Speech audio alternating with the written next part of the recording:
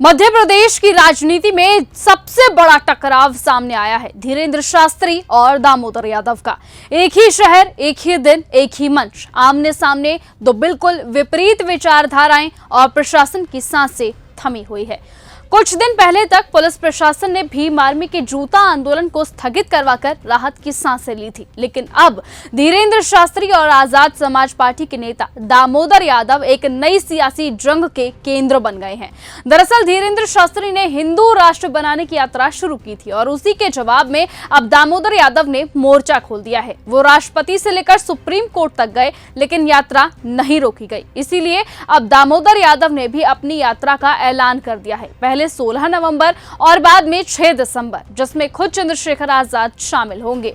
और इससे बड़ा संघर्ष सामने आ गया है, क्योंकि 24 नवंबर को शिवपुरी जिले में दोनों के कार्यक्रम एक ही दिन होने वाले हैं। दामोदर यादव पिछौर में बड़ी सभा करेंगे और उसी जिले में धीरेंद्र शास्त्री भी कार्यक्रम करने जा रहे हैं, यानी कि दोनों अब एक दूसरे के बिल्कुल आमने सामने हैं। दामोदर यादव ने तो ये साफ कह दिया है कि जब धीरेंद्र शास्त्री आडंबर और पाखंड की बात करेंगे तो हम संविधान और मानवता की बात करेंगे। हम वैज्ञानिक सोच और बाबा साहेब के सम्मान की रक्षा करेंगे और पाखंड, अंधविश्वास, आतंक और झूठी यात्राओं को खत्म करने का ऐलान करेंगे। ये भी एक इत्तेफाक है कि मैं जब पिछोर पहुंच रहा हूं, मैं जब शिवपुरी जिले में पहुंच रहा हूं बहुत लंबे समय बाद, धीरेंद्र शास्त्री का भी पता चला है मुझे। धीरेंद्र शास्त्री भी उसी दिन पहुंच रहे हैं शिवपुरी जिले में।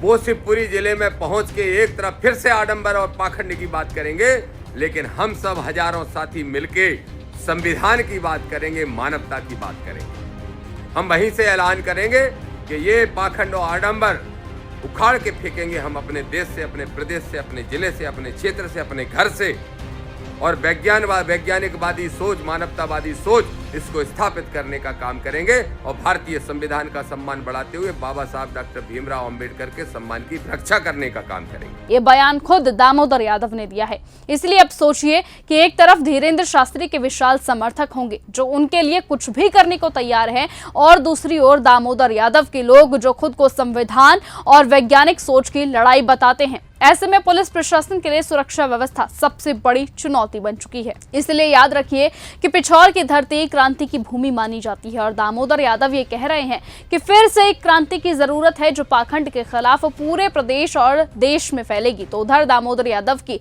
लोकप्रियता लगातार बढ़ रही है। धीरेंद्र शास्त्री की हिंदू यात्रा को चुनौती देने के बाद अब उनका राजनीतिक कद अचानक बहुत बड़ा हो गया है, और अब जब चंद्रशेखर आजाद 6 दिसंबर को उनकी यात्रा को हरी झंडे दिखाएंगे तो ये संघर्ष अब सिर्फ दो नेताओं का नहीं बल्कि दो विचारधाराओं की जंग बन जाएगा। और अब सबसे बड़ा सवाल ये है कि क्या भारत हिंदू राष्ट्र बनना चाहिए या भारत बाबा साहेब अंबेडकर के संविधान से ही चलना चाहिए।